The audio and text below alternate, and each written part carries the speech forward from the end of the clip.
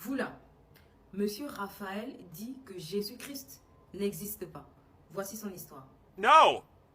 Bonjour tout le monde, j'espère que vous allez bien. Moi, par la grâce de Dieu, je vais bien. Alors aujourd'hui, on va raconter l'histoire de Monsieur Raphaël qui, selon lui, selon ce qu'il a vécu, il affirme que Jésus-Christ n'existe pas. C'est pas un débat, c'est pas l'émission Dieu en question ici que je salue d'ailleurs, mais c'est l'histoire de quelqu'un qui fait une conclusion par rapport à ce qu'il a vécu. Raphaël, qui est aujourd'hui monsieur, c'était un jeune homme qui vivait dans la précarité, mais qui a appris à se battre. On zappe la partie de sa famille, papa, maman, nani, nanana. Mais qui a appris à se battre dans la vie, qui a appris à chercher du boulot, à chercher sa vie. Il a eu une copine, il a eu un enfant. Depuis quand il a eu sa copine, rien n'allait. Carrément rien n'allait. Déjà, ils avaient des problèmes tout le temps. Ensuite, ils avaient des problèmes d'argent tout le temps. Quand les problèmes de la vie n'ont pas réussi à les séparer, ils avaient les problèmes d'argent. L'enfant était tout le temps malade. Mais franchement, rien n'allait dans la vie de Monsieur Raphaël. Sa copine étant chrétienne, étant issue d'une famille chrétienne, mais elle n'était plus pratiquante. Donc elle n'allait plus à l'église, elle ne vivait plus la chose concrètement. Mais elle se disait chrétienne parce qu'elle était issue d'une famille dans laquelle tout le monde est chrétien. Voilà. Elle est partie vivre avec son copain. Dans le langage chrétien, aller vivre avec son copain, c'est pas biblique, s'il faut dire ça comme ça. Bref. Donc sa copine lui avait dit d'aller à l'église. Allons à l'église, que peut-être peut-être Dieu veut que je retourne à lui. À cette époque, le jeune Raphaël accepte. Il se dit que peut-être, effectivement, peut-être il faut qu'on aille prier, peut-être que voilà. Donc, ils ont décidé ensemble de partir à l'église, d'aller servir Dieu en couple, etc. Ils sont partis à l'église avec l'enfant et tout ça. Ils ont commencé les prières, un suivi spirituel. Ils ont été membres de l'église pendant plusieurs années, on va dire près de 5-6 ans. Mais Raphaël s'est rendu compte que ils sont arrivés à l'église, leur situation s'empirait même. Je ne sais pas si vous voyez. La situation, au lieu de s'arranger, ça s'empire. Les problèmes ne font que continuer, mais le pasteur aussi ne fait que leur dire que vous ne priez pas assez, vous ne priez pas comme il faut, etc., etc., jusqu'à ce que Raphaël, un jour, a pété avec le pasteur. Il a pris sa femme et son enfant, ils sont rentrés à la maison. Raphaël trouve une bricole à gauche, aujourd'hui, il y a toujours un problème.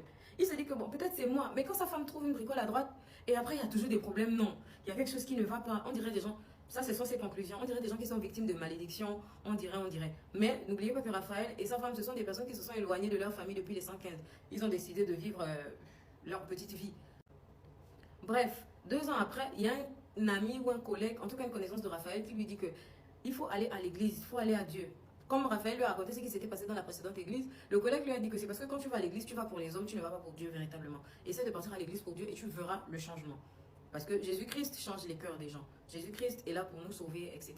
N'oubliez pas que tout ça, les années ne font que passer. La vie de M. Raphaël ne s'améliore pas, la situation de sa femme ne s'améliore pas, mais ils vivent toujours. L'enfant ne fait que grandir. Quand l'enfant va à l'école, l'enfant a toujours un problème. Soit l'enfant est gravement malade, soit l'enfant a fait les bagarres à l'école. Il y a toujours un problème. C'est-à-dire que ce monsieur-là, lui-même quand il raconte l'histoire, ça donne même la boule au ventre. Il y a toujours un problème en ce qui le concerne.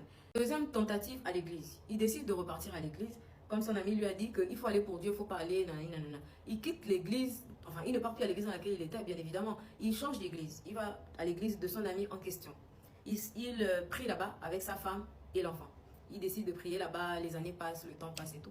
Mais M. Raphaël se rend compte qu'à l'église là, il donne trop de dîmes. Il y a trop les offrandes, il y a trop les travaux spirituels. On va te dire que dimanche prochain, emmène la bougie avec 30 000. L'autre dimanche, on va ramasser la terre devant ta maison avec l'offrande. Et l'offrande, c'est pas moins de 10 000. On va faire ceci. Donc, sur près de 2 ou 3 ans, M. Raphaël ne compte pas le nombre d'offrandes qu'il a dû donner à l'église en question. Ce qui fait qu'il a décidé de prendre du recul. Là, il a dit la même manière dont les gens disent aujourd'hui que là, on dépose l'argent, on dépose les briques dans les bières. C'est de cette même manière il a l'impression d'avoir déposé les briques dans l'église. Mais malgré ça, la situation de sa famille était toujours égale à elle. Comme à la base, M. Raphaël, lui, il est issu d'une famille catholique. Donc, il décide avec sa nana d'aller à l'église catholique. À l'église catholique, il n'y a pas les affaires dehors, les travaux spirituels, les dimanches, les travaux tous les dimanches. À l'église catholique, tu vas, tu assistes à une messe de 2 heures de temps maximum. Tu écoutes ce que le monsieur qui est devant là-bas dit. Tu prends tes pieds, tu rentres chez toi. Il décide d'aller à l'église catholique avec sa femme. Mais quand il arrive encore à l'église catholique, il y a tellement de restrictions. Il faut se mettre debout, il faut s'asseoir, il ne faut pas faire ci, il ne faut pas faire ça. Il y a tellement de restrictions. Quand il a voulu mettre les organes dans l'église en se disant que bon, il faut qu'il serve Dieu véritablement. Mais quand il arrive là-bas, il y a le protocole. Le protocole est compliqué. Même quand il va vers le prêtre pour demander que, pourquoi il y a une croix par exemple. Parce que lui il revient d'une église de réveil dans laquelle il n'y a pas de croix avec la statuette et tout. Quand il demande pourquoi il y a une croix, etc. Mais le prêtre demande lui répondre que voilà, parce que c'est comme ça, c'est le symbole de Jésus-Christ à la croix, patati patata. Bref, vous pouvez imaginer la suite. Monsieur Raphaël a encore quitté l'église catholique. Je vais épargner tous les autres détails, je reviens à ce que. Un jour, Monsieur Raphaël tombe sur un papa, d'un papa peut-être du quartier, en tout cas un vieux monsieur du troisième âge qu'il connaît. Le papa du troisième âge de lui dire que, enfin, Monsieur Raphaël lui a expliqué la situation, qu'il vit avec sa famille, que depuis des années, depuis plus de 10 ans, il n'y a rien, aucun nœud ne se détache. Il a même l'impression que le fait d'être allé dans certaines églises a attaché encore d'autres nœuds dans sa vie. C'est là où le papa là lui dit que nous, à notre époque, on ne connaissait pas vos choses de Bible, vos choses de Jésus-Christ, vos choses des églises, tout ça. Nous, on savait que le dimanche, on va à la messe, mais on priait avec nos arbres généalogiques. On priait nos ancêtres. Donc, quand nous, on prie, moi, je prie mon père, je prie mon grand-père, je prie mes ancêtres pour qu'ils viennent me sauver, pour qu'ils parlent à Dieu, parce qu'il y a un être suprême qui existe, c'est Dieu. Mais l'affaire de version de Jésus-Christ, machin, moi, je ne connais pas ça. C'est comme ça que M. Raphaël décide de changer de mode de prière. C'est donc comme ça que M. Raphaël décide de changer de façon de faire. Il décide, bien évidemment, de suivre le chemin que le papa lui a conseillé. M. Raphaël commence à prier ses ancêtres. Je suis l'enfant de tel, enfant de tel, enfant de tel. Appeler les noms qui sont sur son arbre généalogique. M. Raphaël est obligé de retourner vers ses parents, de retourner chercher les oncles, les tantes, le père, la mère, qui sont dans les villages, qui sont partout, des gens qu'il a déjà abandonnés depuis, parce qu'il lui fallait son arbre généalogique, jusqu'à ce qu'il trouve environ 6 à 7 noms. Il commence donc les prières aux ancêtres. Il se réveille à 4 h du matin. Il prie que voilà, intercédez pour moi auprès de Dieu. Vous êtes mes ancêtres, ne me laissez pas comme ça. Il prend sa femme, il prend leur enfant. Et toute la famille commence ce genre de prière, en fait, cette nouvelle façon de prier. Et c'est de là que M. Raphaël commence à voir certaines portes de sa vie s'ouvrir. Il commence à voir qu'il trouve une bricole et puis il n'a pas de souci là-bas. Il commence à voir comment sa femme change physiquement. Là, on n'est pas sur un espace de 2 semaines. Hein. On est peut-être sur un espace d'1 an ou 2.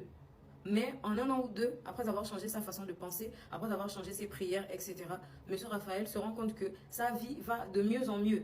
Depuis qu'il a commencé à prier, à prier et appeler ses ancêtres pour intercéder pour lui auprès de... Toutes les nanas, n'oubliez pas d'aller profiter de la promotion à Even Air. N'oubliez pas d'aller profiter de la promotion, c'est 10 000 francs la promotion. Peu importe le modèle que vous voulez. La promotion est à 10 000 francs avec leur paquet de mèches. Leur au pluriel, 2 paquets de mèches et le modèle que vous voulez. Allez profiter de la promotion. Toutes les femmes d'Angonje, toutes les jeunes filles d'Angonje qui tombent sur cette vidéo, allez profiter de la promotion.